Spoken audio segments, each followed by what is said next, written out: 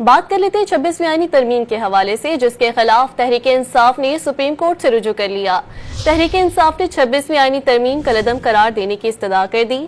مزید جانتے ہیں، ڈان نیوز کے نمائندے عمر مہتاب برنی ہمارے ساتھ لائن پر موجود ہیں۔ عمر، بتائیے گا مزید کیا تحقیقات ہیں؟ جی بالکل، تحریک انصاف نے 26ویں آئینی ترمیم سپریم کورٹ میں چیلنج کر دی ہے۔ تحریک انصاف نے 26ویں آئینی ترمیم کالعدم قرار دینے کی استدعا کی ہے۔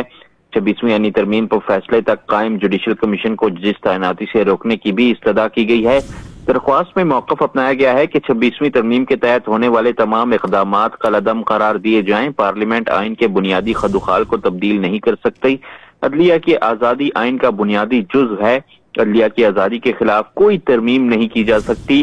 آئینی ترمیم اختیارات کی تقسیم کے آئینی اصول کے خلاف ہے۔ تحریک انصاف نے درخواست وکیل سمیر کھوسا کے ذریعے جو ہے وہ دائر کی ہے۔ جی، تفصیلات سے عمر برنی ہمیں آگاہ کر رہے تھے، شکریہ۔